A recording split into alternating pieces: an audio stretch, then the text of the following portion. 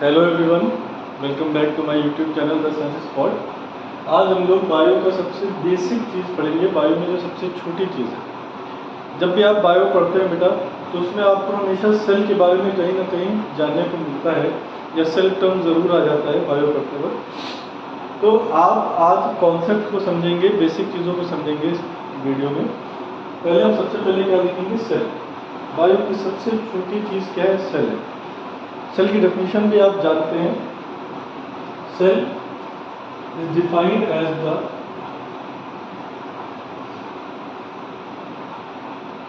Basic unit of life. Cell हमारी life की सबसे छोटी यूनिट है बेटा। या इसको और कॉम्प्लेक्स किया जाए, डेफिनेशन को और ज़्यादा टफ बनाई जाए, तो सेल इज द बेसिक के लिए दूसरा टर्म यूज होता है fundamental. Cell is the basic structural and functional unit of life. Cell हमारी लाइफ की सबसे छोटी यूनिट है। यूनिट मतलब इकाई। या cell is the basic structural and functional unit of life. Cell सबसे छोटी स्ट्रक्चरल मतलब लाइफ को बनाने वाली, और फंक्शनल मतलब लाइफ के सारे काम को करने वाली यूनिट है। अब इसको हम समझेंगे बेटा कैसे। हम यहाँ पर एक रूम का एग्जांपल ले रहे हैं। हमारे लाइफ को हम कंपेयर कर रहे हैं रूम से। लाइफ को हम किससे कंपेयर कर रहे हैं? रूफ से कंपेयर कर रहे हैं। इस रूफ को, इस छत को कौन सपोर्ट कर रहा है? दीवार सपोर्ट कर रही है, वॉल। वॉल हम अपनी बॉडी को लेकर के चल रहे हैं। और वॉल किससे, दीवार किससे बनी है? ईंटों से बनी है। तो यहाँ पे हम ब्रिक्स ले रहे हैं। और बॉडी किससे बनी हुई है? सेल से। तो सेल को यहाँ पे हम किससे दिखा रहे हैं? ब्रिक्स। अब देखिए बेटा, हमारी लाइफ या रूफ को कौन सपोर्ट कर रहा है? बॉडी। हमारी बॉडी तो हमारी लाइफ को बनाई हुई है। और रूफ को कौन सपोर्ट कर रहा है? दीवार, वॉल। और हमारी बॉडी किससे बनी है? सेल से। वॉल किससे बना है? ब्रिक से। तो अल्टीमेटली सेल ही तो लाइफ को कंट्रोल कर रही है। देखिए, लाइफ की एक यूनिट बॉडी है, एक इकाई बॉडी है। बॉडी कंट्रोल कर रही है लाइफ को। दूसरी यूनिट क्या है बॉडी लाइफ की? सेल। लेकिन सबसे छोटी यूनिट लाइफ की क्या है? सेल ही तो है भाई। बॉडी एक बड़ी यूनिट है, सेल बहुत छोटे छोटे से नन्हे मुन्ने से होते हैं। तो सेल क्या है? छोटी यूनिट है, और बॉडी एक बड़ी सी यूनिट है। तो सेल बेसिक यूनिट है इसकी लाइफ। समझ में आ गया? तो ये तो सेल की डेफिनेशन हो गई। अब कुछ टर्म्स देखेंगे। सेल को सबसे पहले डिस्कवर किया था रॉबर्ट हुक ने। हाय हुक, हाय हुक, हाय हाय, गाना सुना हुआ है ना आप लोगों ने? तो रॉबर्ट हुक ने सबसे पहले सेल को डिस्कवर किया था। इसमें कॉर्क सेल्स, डेड सेल्स थी, कॉर्क की मरी हुई सेल्स थी। कॉर्क क्या होता है? जो पेड़ होता है, प्लांट, इसकी सबसे बाहरी लेयर को बोलते हैं बार्क। बार्क को हिंदी में बोलते हैं छाल। भौंकना नहीं, कुत्ते वाला भौ भौ भौ भौ। मतलब पेड़ में जो सबसे बाहरी परत होती है, मान लीजिए ये प्लांट है, इसकी ब्रांच है, ये मैं हूँ, ये मेरी कार है, और यहाँ पार्टी हो रही है। क्या हो रहा है बेटा? पार्टी हो रही है। ये ब्रांच में ये जो बाहरी लेयर, इसी को बोलते हैं बार्क। अब इस बार्क में भी कई सारी लेयर्स होती है। इसमें से एक लेयर होती है कॉर्क। तो कॉर्क आप मान सकते हैं प्लांट की आउटर मोस्ट लेयर है। उसकी सेल्स को रॉबर्ट हुक ने देखा था। कैसे? इन्होंने कॉर्क को काट लिया, प्लांट से बार्क को निकाल लिया, कॉर्क को काट लिया और माइक्रोस्कोप में रखा। जब माइक्रोस्कोप में रखा तो इन्होंने कई सारे कंपार्टमेंट देखे, कई सारे कमरे देखे। विलियम शेक्सपियर, जो इंग्लिश के बहुत बड़े ज्ञाता है, जो भी आप कह लीजिए, तो विलियम शेक्सपियर ने हमेशा रूम को सेल बोला। आप देखते हैं मूवीज में जेल को सेल बोला जाता है। तो रॉबर्ट हुक ने छाल में, कॉर्क में कई सारे रूम देखे, उन्हीं रूम को नाम दिया सेल। तो सेल नाम कहाँ से आया हुआ है बेटा? कॉर्क से, कॉर्क के कंपार्टमेंट्स या रूम से। इन्होंने बताया कि जो सेल का कलेक्शन होता है ये डी हाइव स्ट्रक्चर की तरह होता है। जो मधुमक्खी का छत्ता होता है, आपने मधुमक्खी का छत्ता अगर पढ़ा हो, देखा नहीं, देखने से पता चल सकता है।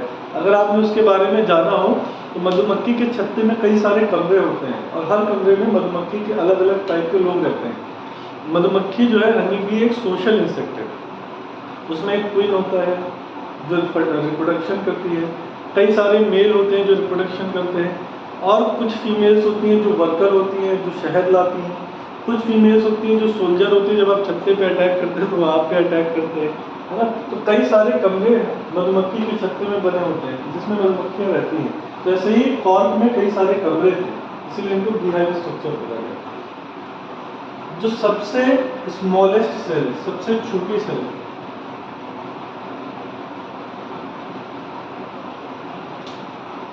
वो होती है माइकोप्लाज्मा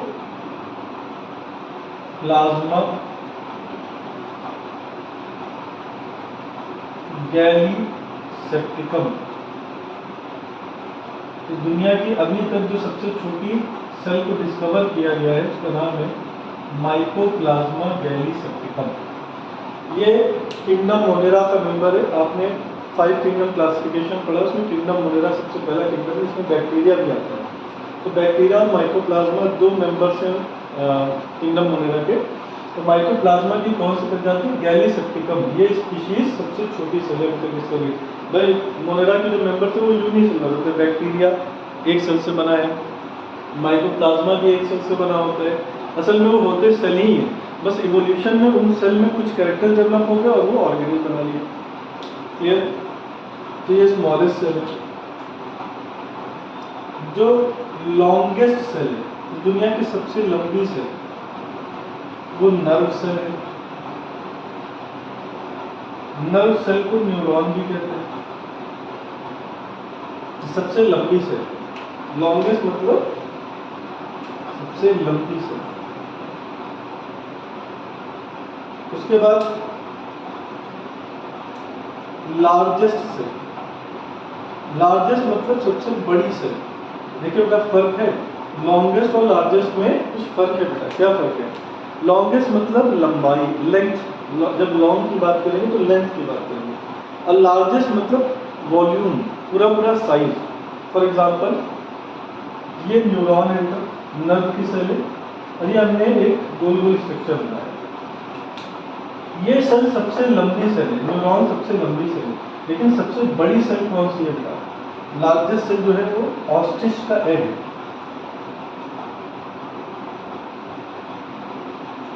शुतुरमुर्ग का अंडा क्या है? ऑस्ट्रिच का अंडा। अब ऑस्ट्रिच का एक सेल बिल्कुल है भाई हमारा। आपने पढ़ा होगा male gamete, female gamete. Male gamete क्या है? Reproductive cell. फीमेल गैमीट क्या है? Reproductive cell. इंसानों में मेल गैमीट होता है स्पर्म, फीमेल गैमीट होता है एग। तो एग क्या है? सेल। सबसे बड़ी सेल क्या है? ऑस्ट्रिच का एग। तो ये कुछ इंट्रोडक्टरी पार्ट का सेल का, सेल यूनिट लाइफ की सबसे छोटी यूनिट। सेल को डिस्कवर किया था रॉबर्ट हुक ने, किसमें? पेड़ की छाल से। जब आप पेड़ की छाल में सेल्स को देखते हैं तो पूरा मधुमक्खी के छत्ते के तरीके का स्ट्रक्चर होता है। सबसे छोटी सेल है माइकोप्लाज्मा गैलीसेप्टिकम, सबसे लंबी सेल है नर्व सेल या न्यूरॉन, और सबसे बड़ी सेल है ऑस्ट्रिच का एग। अब आप सेल के टाइप देखेंगे कि सेल कितने टाइप के होते हैं।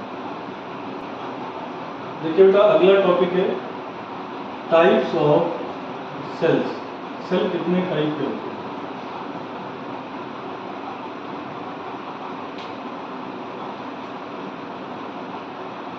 सेल्स को ब्रॉडली दो टाइप में बांटा गया है। सेल को अगर बड़ा बड़ा देखा जाए तो ये दो टाइप का होता है। दुनिया की जितनी भी सेल है उसको दो टाइप में बांटा गया है। पहला होता है बेटा प्रोकैरियोटिक सेल। पहला टाइप क्या है? Prokaryotic cell. और दूसरा है वो क्या? Eukaryotic cell. तो दुनिया की सारी सेल्स को दो बड़े बड़े पार्ट में बांट दिया गया है, प्रोकैरियोटिक सेल्स और यूकैरियोटिक सेल्स। पहले हम इनके बीच में डिफरेंस जानेंगे, फिर इनको डिटेल में पढ़ेंगे। आज हम सिर्फ इनके बीच में डिफरेंस देखेंगे। प्रो का मतलब होता है बेटा प्रिमिटिव। प्रो का मतलब क्या होता है बेटा? प्रिमिटिव। क्या होता है? प्रिमिटिव। कैरियन का मतलब होता है बेटा न्यूक्लियस। कैरियन का मतलब क्या होता है? न्यूक्लियस। यू का मतलब होता है बेटा एडवांस, या कुछ कुछ किताबें कुछ कुछ होता है, क्या क्या जो है कुछ कुछ होता है, तो यू को ट्रू कहते हैं। और कैरियन का मतलब होता है न्यूक्लियस।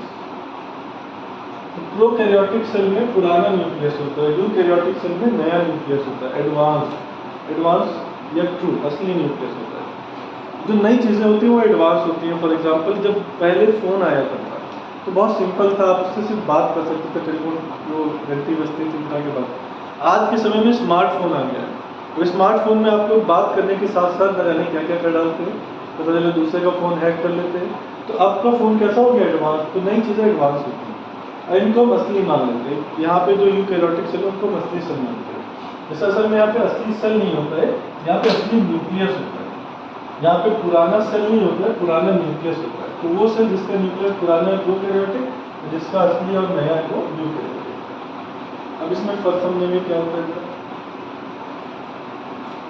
प्रोकैरियोटिक सेल और यूकैरियोटिक सेल की बात करें, मान लीजिए ये एक सेल है, ठीक है, ये एक सेल है, ये सेल मेम्ब्रेन है इसकी। सेल को हम जमीन से कंपेयर करते हैं। ये एक जमीन थी, इस जमीन में दो भाई रहते थे, एक का नाम था क्रोमोसोम। भाई का क्या नाम था बेटा? क्रोमोसोम।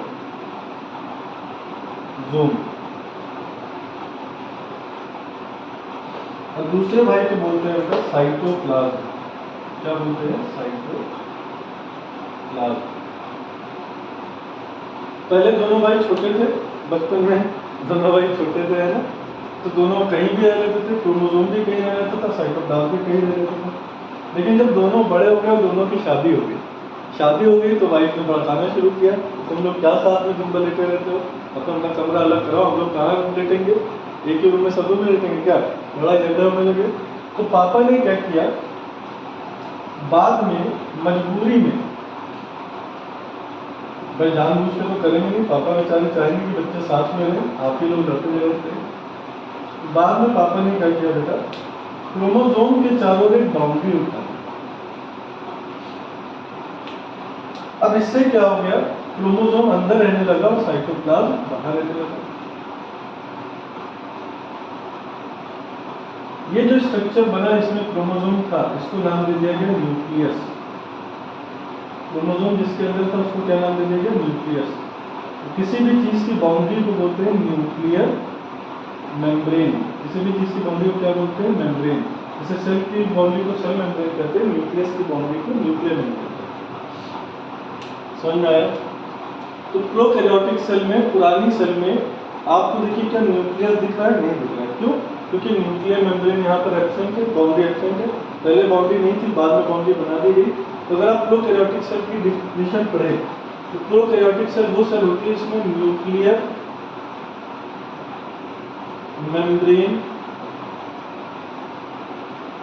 एब्सेंट होता है। न्यूक्लियर मेम्ब्रेन इज एब्सेंट, या well defined nucleus is absent. Well defined मतलब अच्छे से, डिफाइन मतलब बताना, ऐसा न्यूक्लियस नहीं जिसको आप अच्छे से बता सकें। तो प्रोकैरियोटिक सेल में न्यूक्लियर मेम्ब्रेन नहीं होती, इसलिए आप यहाँ पे न्यूक्लियस को अच्छे से बता नहीं सकते हैं। यूकैरियोटिक सेल में न्यूक्लियर मेम्ब्रेन होती है, इसलिए आप न्यूक्लियस को अच्छे से बता सकते हैं। तो यूकैरियोटिक सेल में न्यूक्लियर मेम्ब्रेन प्रेजेंट होती है, जिससे वेल डिफाइंड न्यूक्लियस प्रेजेंट होता है। एक और डिफरेंस है प्रोकैरियोटिक और यूकैरियोटिक सेल में। प्रोकैरियोटिक सेल में membrane bound organelles are absent. Membrane का मतलब होता है बेटा बाउंड्री, ऑर्गेनेल्स मतलब सेल के पार्ट। जैसे हमारी बॉडी के पार्ट्स हैं ऑर्गन्स, ऐसे सेल के पार्ट को बोलते हैं सेल ऑर्गेनेल्स। जैसे माइटोकॉन्ड्रिया, गोल्गी बॉडी, राइबोसोम, ये सब क्या है? सेल के पार्ट्स हैं। अभी आगे आप चलेंगे पढ़ेंगे बेटा नेक्स्ट वीडियो में। तो जो सेल के पार्ट्स होते हैं बेटा वो दो टाइप के होते हैं, एक जो बाउंड्री के साथ हो और कुछ होते हैं जो बिना बाउंड्री के होते हैं। जैसे mitochondria, Golgi body, endoplasmic reticulum, chloroplast, vacuole, ये सब चीज़ें जब आगे पढ़ाएंगे आपको पता चलेगा। तो ये सब मेम्ब्रेन वाली चीज़ें हैं, वो सब बैक्टीरिया में नहीं पाए जाते हैं, प्रोकैरियोटिक सेल में नहीं पाए जाते हैं। यूकैरियोटिक सेल में ये ऑर्गेनेल्स प्रेजेंट होते हैं। इवन यहाँ पर देखिए बेटा, प्रोकैरियोटिक सेल को मेम्ब्रेन नहीं पसंद है, तभी तो मेम्ब्रेन वाली चीज़ें नहीं है यहाँ पर। इसको बंधन में बनना नहीं पसंद है, जो पुरानी सेल थी वो बंधन में नहीं बनती थी, आज की सेल बनने लगी। तो पहले के जो, वैसे तो अब उल्टा हो गया, पहले के बच्चे माँ बाप की बात सुनते थे, आज के बच्चे बहुत कम सुनने लगे। कहते हैं हमको कैसे कोई समझा सकता है, हम तो राजा है महाराजा है। तो प्रोकैरियोटिक सेल को मेम्ब्रेन नहीं पसंद थी, लेकिन बिना न्यूक्लियस के सेल नहीं चल सकती। न्यूक्लियस ब्रेन होता है सेल का, सेल को कंट्रोल करता है, क्योंकि उसमें क्रोमोसोम होता है। तो प्रोकैरियोटिक सेल ने कहा न्यूक्लियस तो रखेंगे लेकिन बिना मेम्ब्रेन वाला। तो प्रोकैरियोटिक सेल में न्यूक्लियस क्रोमोसोम से दिखता है, और ऐसे न्यूक्लियस को बोलते हैं न्यूक्लियोइड। प्रोकैरियोटिक सेल के न्यूक्लियस को क्या नाम देते हैं? न्यूक्लियोइड, क्योंकि असली न्यूक्लियस नहीं होता। बात समझ में आई? अब इसका एग्जाम्पल है प्रोकैरियोटिक सेल का बैक्टीरिया और माइकोप्लाज्मा, ठीक। लेकिन आप पढ़ेंगे डिटेल में क्या बैक्टीरिया। यूकैरियोटिक सेल में kingdom protista, kingdom fungi, kingdom plant, kingdom animals, ये सब सारे आते हैं। लेकिन आप एग्जाम्पल क्या पढ़ेंगे? प्लांट्स और एनिमल्स, ठीक है। तो सेल बेसिक यूनिट है लाइफ की। सेल दो टाइप के हैं broadly, prokaryotic cell, eukaryotic cell. Prokaryotic cell में आप बैक्टीरिया के बारे में पढ़ेंगे, यूकैरियोटिक सेल में आप प्लांट्स और एनिमल्स के बारे में पढ़ेंगे। तो अब आप लोग को वीडियो समझ में आई है? अगर समझ में आई है तो लाइक, शेयर और कमेंट करें। जिन्होंने मेरे चैनल को सब्सक्राइब नहीं किया सब्सक्राइब करें, और जो भी चैप्टर पढ़ना हो कमेंट बॉक्स में बता दें, आपको वीडियो बेहतर लगेगी। थैंक यू बेटा, बाय।